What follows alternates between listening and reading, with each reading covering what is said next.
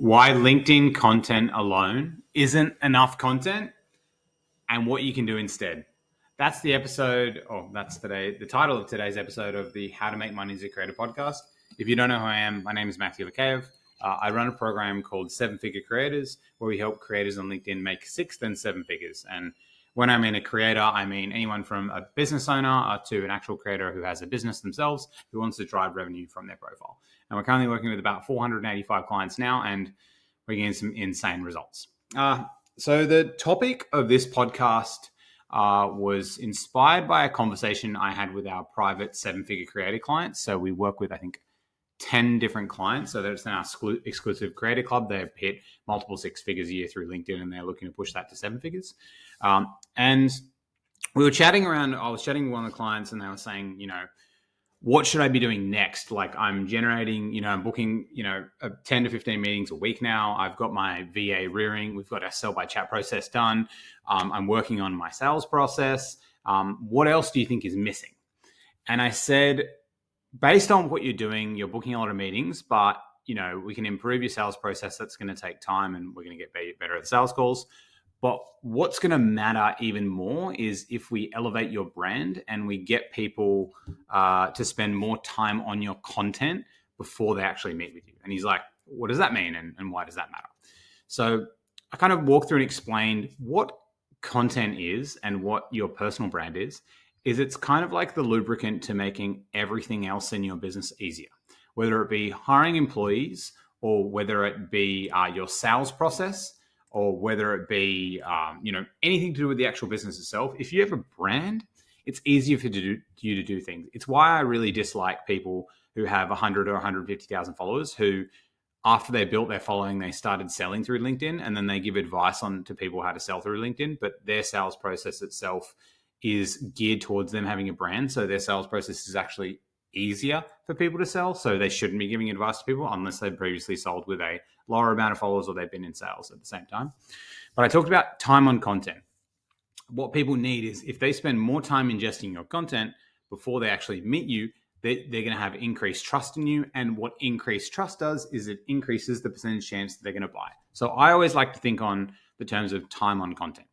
Now, he's posting great LinkedIn content. And I was like, look, LinkedIn content is really good. It's what I call top of funnel content. And I know a lot of people talk about LinkedIn and they say, oh, LinkedIn, you can make tofu, mofu, and bofu content, right? So tofu is your top of funnel, so more broad content. Middle of funnel, say more educational, and bofu, which is like a conversion content. I actually completely disagree with that. I think that all of LinkedIn content is only top of funnel content. The reason being is LinkedIn goes out on a public platform when you post, and the whole intention of that post is to then bring people into your world. And the problem is if you try to post all this crazy conversion content on LinkedIn to try and convert clients, if they've only seen, 5 or 10 of your other posts, they probably only had, let's say maximum 20 seconds reading time on each post because people just scroll through LinkedIn. So let's say they've seen 5 of your posts, that's 20 seconds reading time. That's only 100 seconds reading time. And they say, hey, I want to work with these people. Of course, they're not going to want to work with you because they spent 1.5 minutes reading your content, right? Now, the thing why you need other types of content and not just LinkedIn content, and why I suggested this creator to do, is he needs what's called binge content. Now, what I consider binge content is it's the content that once people are into your world, so once they see your content on LinkedIn, which is LinkedIn content is the divide between you and the outside world and bringing people into your world, right? Once they're inside your world, if they're, so this client I was working with, he helps founders raise money, right? So he posts about, helping them raise their pre-seed or Series A. He's helped raise $200+ million. He's got a lot of experience. So he posts about that. But what he didn't have and what he previously stopped doing was, say, his newsletter. And the problem with that is, and the problem with LinkedIn is, imagine if you posted content, every day for 6 months, but each time people only got 10 seconds reading it. But what you really want is when someone's actually interested in the thing that you're doing, you want them to be able to spend a lot of time reading and ingesting your content. It's why I post like a lot of lead magnets. It's why I do this podcast. It's why Nate from my sales team just messaged me saying, hey, this guy wants to buy. He's listened to every single one of your podcasts. Because once I've brought someone into my world, from posting a lead magnet, which is like, hey, I booked this many sales calls, say we've got 1,700 inbound meetings since October last year. Here's my exact DM sales process. Gets like 1,000 comments. Some person sees it and they're like, oh, wow, that's really interesting. They opt in for it. They get the video that I send to them. It's a 20-minute video which walks through the sales process. They might watch half of that, but then in my email, it's got a link to my podcast, and then it's got a link to my YouTube. And then they're like, oh, this is interesting. I really want to get leads off LinkedIn. This is a podcast dedicated to getting leads off LinkedIn and making money as a creator. I identify as a creator. And then over time, they listen to my podcast like you probably are now. And they're like, man, all this stuff is like exactly what I'm going through. This is the exact content that I want to read. And even though, say, thus far in this podcast, I think I've only had like 1,500 listens, right? The number of clients that have converted from this podcast is insane. And all of the good clients, all of the clients that come into the program and they're super stoked and they're like, man, I'm so pumped for this. And who also do really well, they've ingested a lot of content beforehand. And through that ingesting of the content, they trust me and our program more. And then from trusting the program more, it means they go through and execute everything a lot better. Like the people who are the least successful in our program are the ones who are like, I just want to buy this for a quick fix. They haven't really invested the time. They jump into it and they realize, oh, I've actually got to do stuff to make this work. It's not just like click my fingers and it just automatically works like, Uber Eats. And they're like, oh, and they're usually not the most successful. So what I explained to this creator who helps founders raise money, I was like, you need the ability for founders to binge the hell out of your stuff. And he's like, what do I mean by that? And he's like, I'm like, let me just double check if this is actually recording. Yeah, it is. I thought it wasn't recording for a second.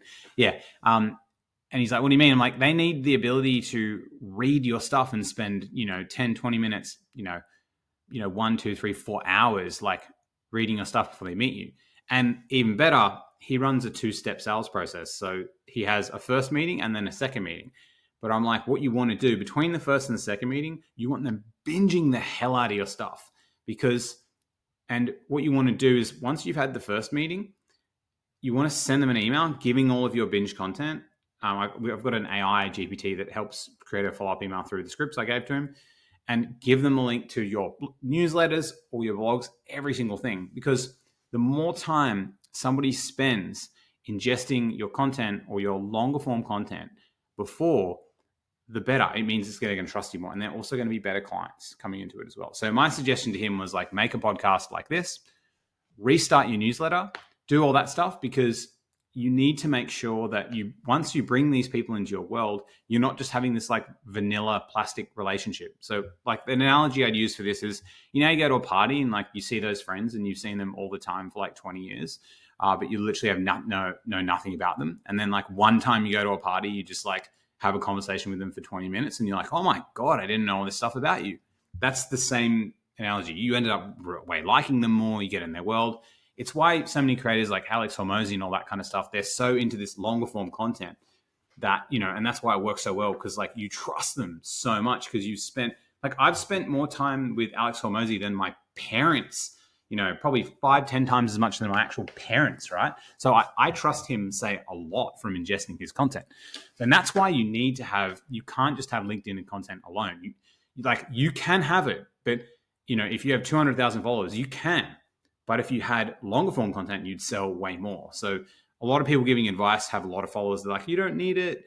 And all I'm thinking is like, you're not making as much money as you think you can, and you're telling everyone really bad advice.